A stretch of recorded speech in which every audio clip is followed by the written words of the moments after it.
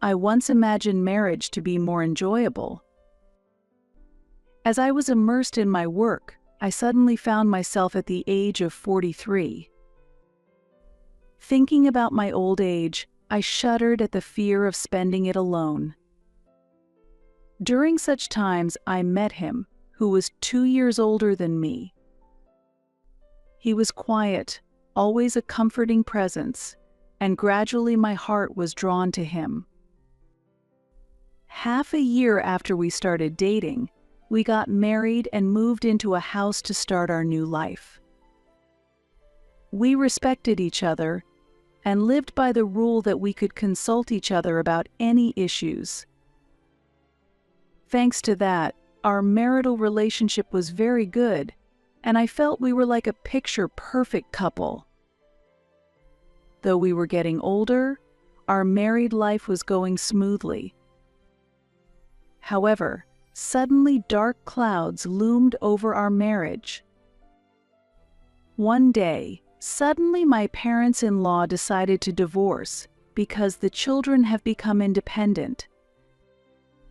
According to my husband, his parents' marriage had not been going well for a while, and there was hardly any communication between them. Since my husband and his sister had grown up, I wondered, why now, but avoided delving too deep. As we were in our mid-40s, we thought, they must have various issues, but their divorce should not concern us. However, that fact heavily involved us. Since the greeting to my in-laws just before getting married, the relationship with my mother-in-law had significantly deteriorated. It was not clear what she disliked, but she was dissatisfied with everything I did. For example, she would say, "The seasoning of the food is sloppy," or "I don't like the cleaning schedule." If it had only been about household matters, it might have been bearable, but it went further to, "Your dressing is unfashionable," and even to criticizing my appearance. Eventually, it seemed like she was about to say, "I don't like your very existence." Naturally, I ignored it and tried to have as little interaction as possible. My husband agreed that it was the best approach. However, I was worried that my mother-in-law's anger might escalate and her attacks on me might worsen after the divorce, but I didn't think much of it since we kept our distance. In addition, there was another concern about my sister-in-law. She lived with my parents-in-law too. She didn't have a regular job and spent her time hanging out, and even in her 40s, she was still unmarried. I wasn't in a position to say anything about this, but she usually stayed home and occasionally did part-time jobs when she needed money. Because of this lifestyle, she hardly had any money, and every time she met me or my husband, she would beg for pocket money. I think it's problematic for someone in their 40s to ask for pocket money, but as family, we couldn't completely ignore her, and my husband continued to support her with small amounts. It was truly painful for my husband to provide financial support to his sister. However, since the amounts she asked for were just enough to buy books or a new game, my husband and I ended up giving in rather than resisting. When my husband learned that she was also asking me for money, he said, "If she says anything to you next time, let me know to protect me." However, my sister-in-law approached me when I was alone. So I couldn't ignore her and was always unable to escape. Eventually, my mother-in-law and sister-in-law, whenever I visited my in-laws' house, acted as if saying, "The money tree has come," which was very unpleasant. From this background, we started to distance ourselves from my in-laws' home. I feared that the situation at my parents-in-law's house might change drastically after their divorce and kept wishing, "Please don't let us get involved." However, my wish was in vain, and an unexpected event occurred. A few days after their divorce was decided, the doorbell rang early in the morning. We were still asleep. Because it was 5 in the morning. Who could it be at this early hour, I wondered, half asleep, as I opened the door, and there stood my mother-in-law and sister-in-law. They were holding large bags and grinning. I immediately regretted opening the door. And surprised, I asked, "What do you need at this early hour?" My mother-in-law ignored my words and said, "You're late. Let us in quickly." I hurriedly asked, "What's with those bags? Where are you going?" However, the conversation did not go through, and I was told, "What do you mean? Where are we going? We just came here." I might not have been fully awake yet, but I was perplexed by the two of them, who seemed to have fled from somewhere with their bags, pushing past me to enter the house. Unable to comprehend, I asked in confusion, "What? What is happening?" as I tried to stop them.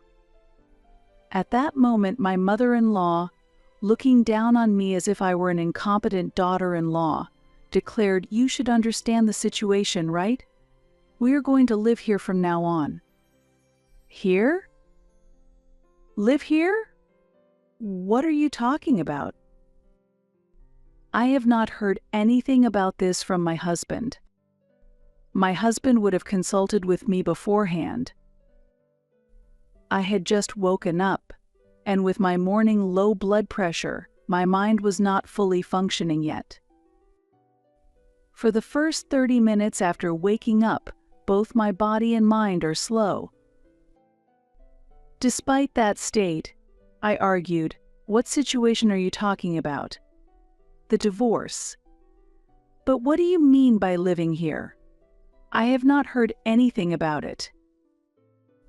However, as if it were natural, they pushed past me, brought in their bags, and started using the storeroom we had been using. Feeling my head clearing, I pleaded, "Please wait. This sudden development is troubling." Then, my mother-in-law glared coldly and said, "Our family is in trouble. Don't you have a heart or feelings? That's why you are a bad daughter-in-law," and she scoffed at me again. At that moment, the situation changed. My husband, who is not a morning person, rushed over, surprised at the presence of the visitors. "Why are you two here so early? And what are those bags?" he asked. My mother-in-law explained to my husband what she had told me. Feeling that it was appropriate for my husband to handle this situation, I quietly left the scene. Ignoring my husband's attempts to stop them, they began to spread out their belongings as if it were their own home. Although my husband tried patiently to talk to them, he eventually agreed to let them stay temporarily. This must have been a major concession for him. I wanted to throw them out, but they are his family. My husband understood my feelings and set a condition that they could stay for up to 1 month until the situation improved.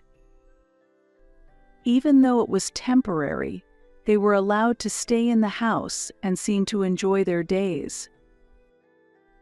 We were forced to clean out the room that had been used as a storeroom for them. Furthermore, I had to prepare their meals 3 times a day at fixed times, like in a school. Moreover, they did not help at all, acting as if they were guests. If the preparation was even slightly delayed, my mother-in-law would sarcastically say, "Isn't it ready yet? I'm already hungry. Does this house enjoy keeping its family hungry on purpose?" I quietly retorted in my mind, "How can you be so hungry without doing anything?"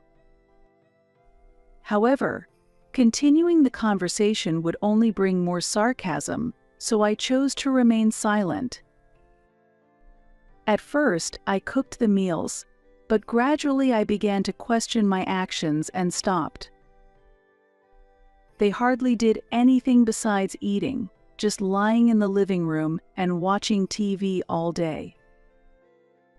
They would order me around like prepare the bath and meals, and then would make sarcastic remarks to me, demanding bring coffee, serve snacks, vacuum the floor.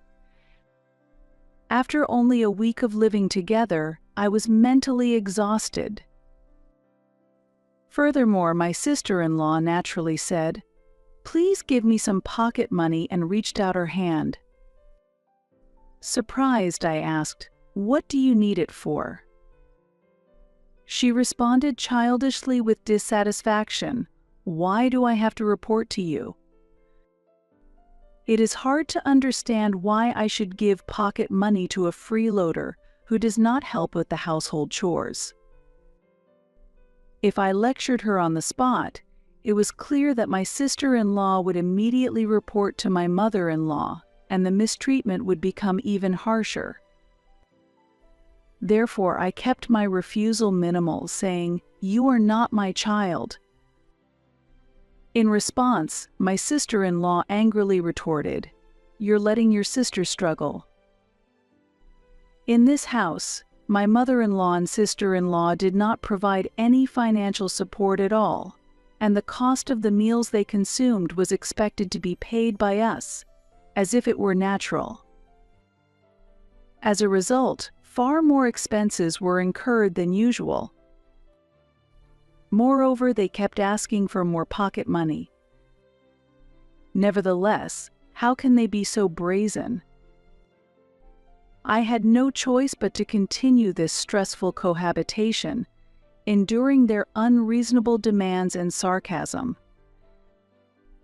Every time my husband came home, he would comfort me and sternly warn them, but their calm behavior was only temporary, and they fundamentally did not change. While my husband was at work during the day, they acted as if anything was permitted. Even after the promised 1-month period ended, the two of them showed no signs of leaving the house. Looking back, it was clear they had been planning to exploit my kind husband and use various excuses to continue staying. Gradually, their attitudes became more arrogant, and my sister-in-law started calling me in a childish manner, "Wife," but I had already decided to ignore them. Just hearing their voices was mentally exhausting, and I could no longer bear being imposed with various demands. This life is impossible. I'm at my limit. I must do something. I really might go mad if I don't change the situation, I kept telling myself every day.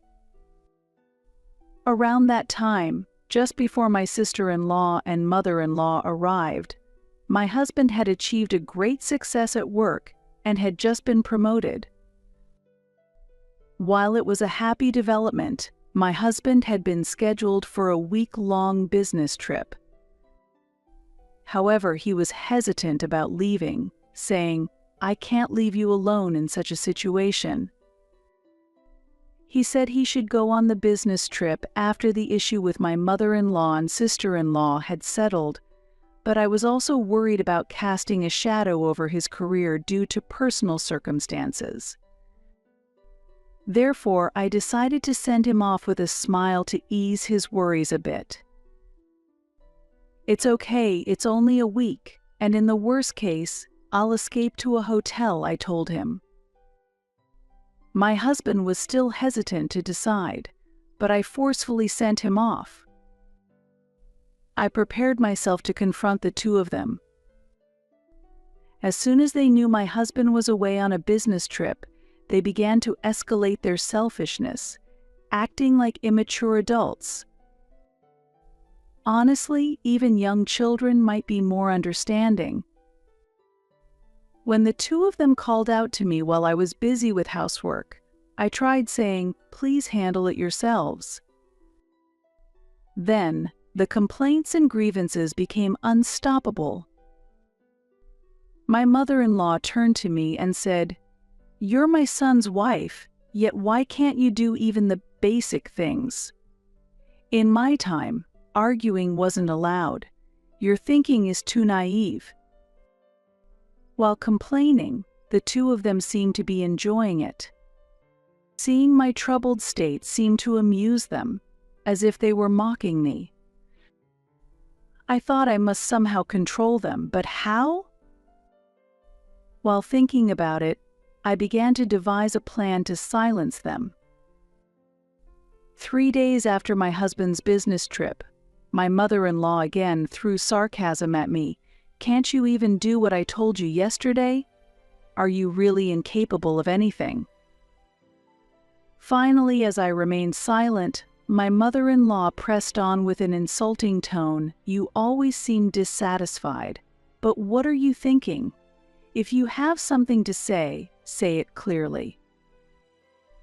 I thought this was the opportunity to speak up. If I missed this moment, I might never get another chance to speak up. Since they were urging me to talk honestly, I decided to let out all my pent-up emotions. "Mother, it's clear you find pleasure in tormenting me, right? However, I am not merely a housemaid. At least maintain basic adult manners," I responded calmly yet firmly. As expected, my mother-in-law retorted, What basic manners?" They seem not to understand how unreasonable their actions are. So I explained in a way they would understand. "You get angry if your demands are not prioritized over my busy schedule, right? This is generally called selfishness also. Demanding money without working is considered mooching. How can people who can't even follow these basic principles be considered decent? Since you are adults, please act more independently. Sister, you are already in your 40s. How old are you, mother? Or are you regressing into a child? Should I take you to a hospital?" What I said seemed unexpectedly blunt to them. They probably did not anticipate such a frank confrontation. Looking at me, they were taken aback for a moment, their faces turning red as they comprehended what had been said. "Don't speak with that tone. I won't allow a daughter-in-law like you to speak so impudently," she shouted. My mother-in-law and sister-in-law criticized me more fiercely than ever, and ultimately, my sister-in-law exclaimed, "If you can't serve us, you're just a nuisance." Then, my mother-in-law told me, "It's unthinkable for a daughter-in-law not to serve her family. Get out of this house." I was shocked by the phrase, "get out."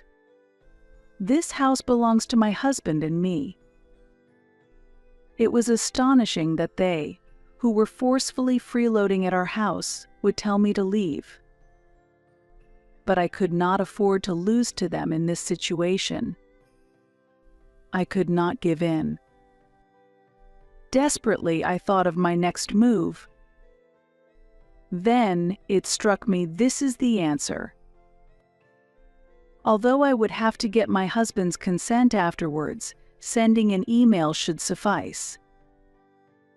First, I pretended to apologize deeply to them, saying, "I'm sorry, my words were too harsh. As an apology, I'll provide some funds for you to go on a trip somewhere. How about that?" I was confident they would take the bait. As expected, their eyes lit up at the mention of a trip, and they agreed to my proposal, saying, "That's fine." Then, weakly, I told them, "During your trip, I'll also be leaving here." To my surprise, my sister-in-law exclaimed joyfully, "Really? You're leaving? Lucky. Now this will be our house."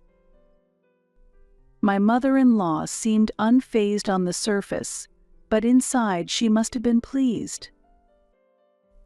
I arranged accommodations on the spot, and the next day, I was able to send them on a week-long spa trip. This marked the real beginning of our strategic battle. Afterwards, I quickly informed my husband of the situation in detail, and he fully supported the plan I had proposed. As I had declared previously, I packed the necessary belongings and left our home. The destination was my parents' house, 5 train stations away. Upon arrival, I explained everything in detail to my parents, who were initially shocked by the outrageous actions of my mother-in-law and sister-in-law, but soon understood the whole situation and warmly welcomed us. I had rented a storage unit to temporarily keep my belongings, where I quickly arranged for movers to transfer everything. Thus, the moving preparations took place smoothly, and by the day before their return, everything was ready. During that period, I had not been able to sleep well for a long time and felt very tired, but fortunately, the sense of security at my familiar parents' house finally allowed me to sleep comfortably.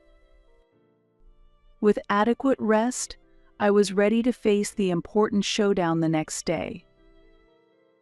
Mentally and physically prepared, I was ready to handle whatever came next. On the day of their return, my phone rang as expected. I heard my mother-in-law shouting, "What is this?" and I felt right to keep the phone away from my ear. "Welcome back.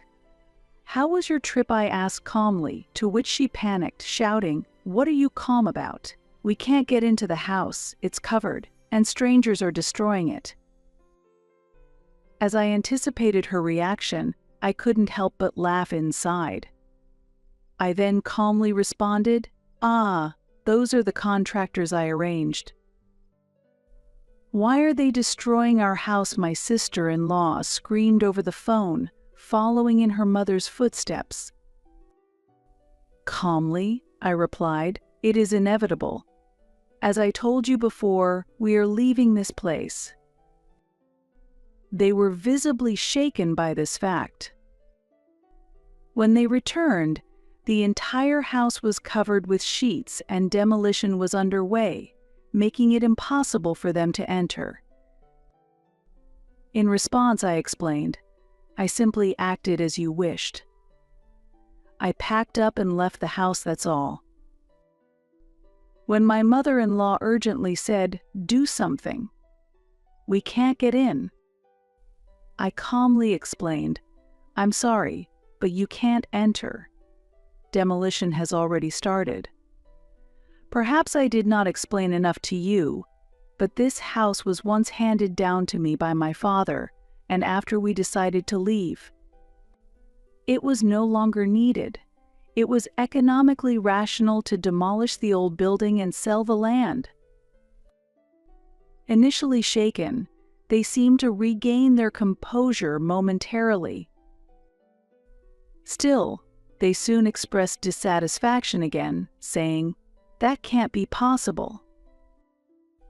Unable to bear their complaints, I replied with a slight laugh, "No, it is possible. It's my house after all. My husband is already aware of all the plans. Originally, this large house was too big for just the two of us, and this is actually the result you wanted. Isn't it? I have no intention of returning, and rather, I am enjoying my vacation." They were at a loss for words for a while. Breaking the silence, I explained the situation in more detail. "To tell you the truth, your belongings have already been stored at your husband's place. He is quite angry about the fact, so it would be better for you to deal with it sooner."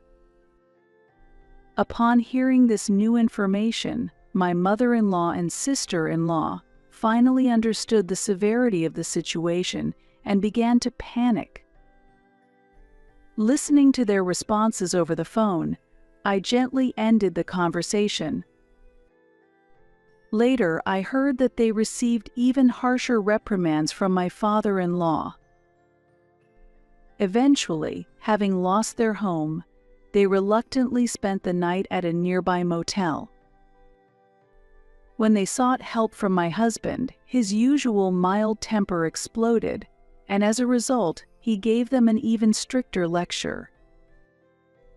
At the end of his lecture, he resolutely declared, "I will no longer have any dealings with the two of you, effectively cutting ties with them."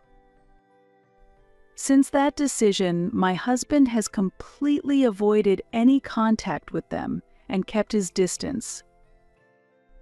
The subsequent situation for the two, namely my mother-in-law and sister-in-law, became very difficult. Suddenly without a place to live, they seemed at a loss, wandering aimlessly. For a long time, they moved from hostel to motel, but eventually, my mother-in-law started working as a cleaner in a motel. Meanwhile, my sister-in-law kept busy with various part-time jobs while searching for an apartment, and I heard from their father about her earnest efforts. However, for financial reasons, they could not find a stable residence soon and were forced to move from one relative or acquaintance's house to another. Initially, many people welcomed them, but due to their self-centered behavior, that welcome soon cooled, leading to frequent expulsions from their places of residence. My husband and I moved from our longtime home to a new residence closer to his workplace. The new rental property is very comfortable, and we are enjoying a pleasant life. On the site of the old house we demolished, plans are underway to build a new single-family home, and once it is completed, we plan to start a new chapter there. This will ultimately be our final place of residence,